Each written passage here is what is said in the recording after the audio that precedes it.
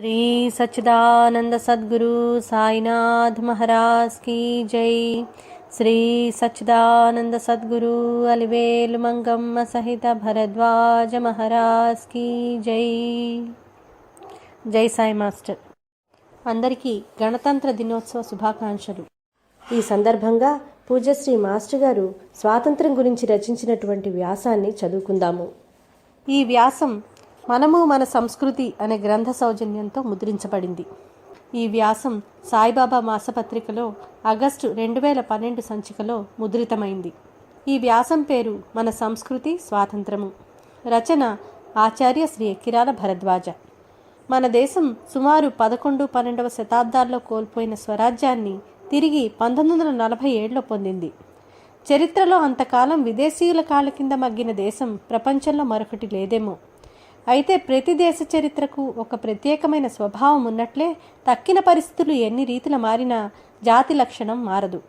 ఉదాహరణకు జర్మనీ దేశానికి స్వరాజ్యం వచ్చి దేశ సమైక్యత కలిగినప్పుడల్లా ఆ దేశం పెద్ద యుద్ధాలకు కారణమవుతూ వచ్చింది। అలానే ప్రతి దేశ చరిత్రలోనూ ఒక విశిష్టమైన లక్షణం స్వాభావికమై తొంగిచూస్తుంది। మన దేశ చరిత్రలో అలా తొంగిచూసిన వైఖరి ఆధ్యాత్మిక దృష్టి।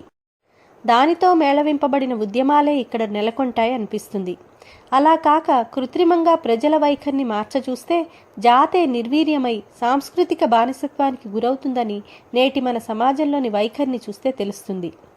ఈ ఆధ్యాత్మ దృష్టి మన దేశ చరిత్ర పొడుగునా కనిపిస్తుంది।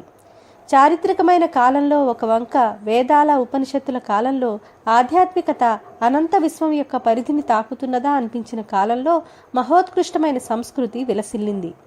తర్వాత బుద్ధుని కాలం నుండి మౌర్య సామ్రాజ్య అస్తమానం వరకు ఒక మహోన్నత దశ ఆధ్యాత్మికంగా సాంస్కృతికంగాను కూడా వెలివిరిసింది అన్నది చరిత్ర।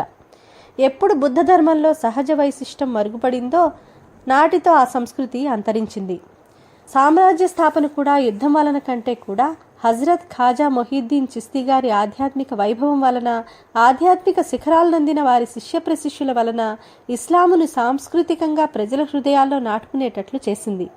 కేవలం యుద్ధంలో విజయమే ఆ రాజ్య స్థాపనకు కారణమైనట్లయితే ఆ రాజ్యం అంతరించడంలో ఆ మత సంస్కృతి కూడా మన దేశంలో అంతరించి ఉండేది। ఈ మాటల్లోని సత్యాన్ని ఈనాటికి మనం చూడవచ్చు। ముస్లిం మహాత్ముల దర్గాల దగ్గర సేవ చేసేవారిలో హిందువులే అధిక సంఖ్యలో ఉండటం ఇందుకు తార్కాణం। అలానే హిందూ ధర్మాన్ని పునఃప్రతిష్ఠితం చేయటానికి ఏర్పడిన విజయనగర సామ్రాజ్యం గొప్ప వేదాంతి అయిన విద్యారణ్యుల ఆశీస్సులను పొందింది। మొఘలు చక్రవర్తుల కాలంలో మరలా శివాజీ హిందూ సామ్రాజ్య స్థాపన చేయగలిగాడంటే అతడికి శ్రీ సమర్థ రామదాస స్వామి వంటి సిద్ధపురుషుని ఆశీస్సులే కారణం।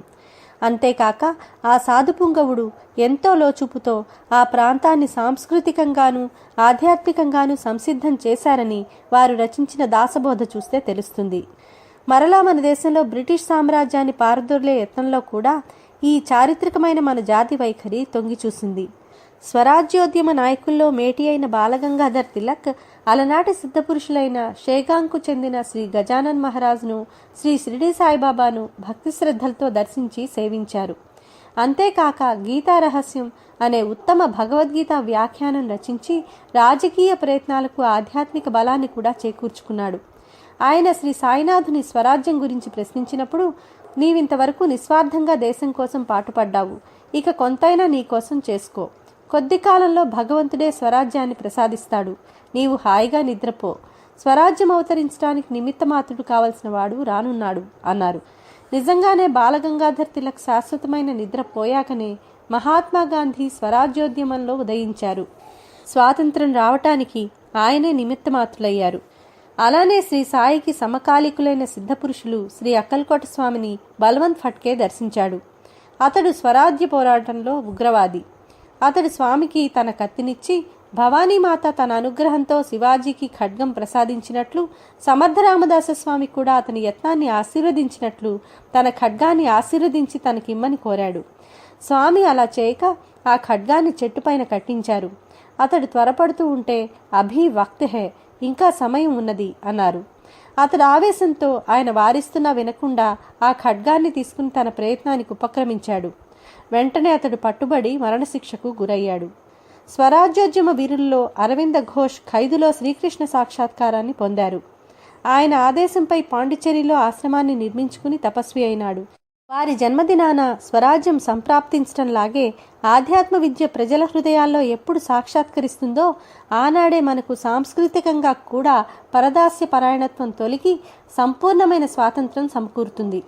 నిర్దుష్టమైన ఆధ్యాత్మిక చింతన మన స్వతంత్ర యోధుల్లో తాండవించినంత కాలం మన రాజకీయ జీవిత రంగం కూడా ప్రపంచాన్ని ఆశ్చర్యచకితుల్ని చేసింది. అదెప్పుడు సన్నగిల్లిందో నాటి నుండి మన సమాజం కుక్కలు పీకిన విస్తరవుతున్నది. ఒక పక్క నీచాతి నీచమైన రాజకీయం ప్రతి జీవిత రంగాన్ని దీర్ఘరోగం వలె క్షీణింపచేస్తుంటే రోగ తీవ్రతలాగా మత కలహాలు పెచ్చు పెరుగుతున్నాయి. దీనికి నివారణోపాయంగా మతాన్ని నిర్మూలించడం ఒక్కటే మార్గమని చెప్పే కొన్ని విదేశీయ రాజకీయ సిద్ధాంతాలు ప్రపంచంలో ఎక్కడా సఫలమవలేదని చరిత్ర నిరూపిస్తున్నది. మనస్తత్వ శాస్త్రజ్ఞులు, ఆంథ్రపాలజిస్టులు మత విశ్వాసం అన్నది మానవనేజంలోని మౌలికమైన అంశమని వేనోళ్ల చెప్తున్నారు. మతాన్ని వ్యతిరేకించిన దేశాలు కూడా క్రమంగా మత స్వేచ్ఛను అంగీకరించవలసి వచ్చింది. మన దేశంలో విలసిల్లుతున్న వివిధ మతాలకు చెందిన వారికి ఇతర మతాల గూర్చిన సరైన అవగాహననివ్వటమే మత సామరస్యానికి, సౌభ్రాతృత్వానికి కారణం కాగలదని శ్రీ సాయిబాబా జీవిత చరిత్ర నిరూపిస్తుంది. మౌలికమైన సకల మత సిద్ధాంతాలను ప్రతి ఒక్కరూ చక్కగా తెలుసుకున్నప్పుడే ఇట్టిది సాధ్యమవుతుంది. మత సిద్ధాంతం తెలియకుండా ప్రజలు గుడ్డిగా మతాచారాలను పట్టుకు పాకులాడుతున్నంత కాలం ఈ కలహాలు పెరుగుతాయే కానీ తరగవు. మత కలహాలను చూసి మతాన్ని నిరసించడం మానవ సమాజంలోని ఒడిదుడుకులను చూసి మానవ జాతిని నిర్మూలింప చూడటం లాంటిది. పరస్పర అవగాహన లేని మతాభిమానం మత కలహాదులకు కారణమైనట్లే ఒకే సిద్ధాంతానికి చెందిన రాజకీయవాదుల మధ్య నానాటికి పెరుగుతున్న ఛిద్రాల వలన కూడా ఎంతో అసహనము, ఉగ్రవైఖరి, హింసాకాండ జరుగుతున్నాయి కదా. మానవుల్లో నైతిక విలువలను సార్థకంగా ప్రతిష్ఠించగల ఏకైక మార్గం ఆధ్యాత్మిక విద్య అని మతమెందుకు శ్రీ సాయి ప్రబోధామృతము పరిశీలిస్తే తెలియగలదు. జై సాయి మాస్టర్. శ్రీ సచ్చిదానంద సద్గురు సాయినాథ్ మహారాజ్ కీ జై. శ్రీ సచ్చిదానంద సద్గురు అలివేలు మంగమ్మ సహిత భరద్వాజ మహారాజ్ కీ జై.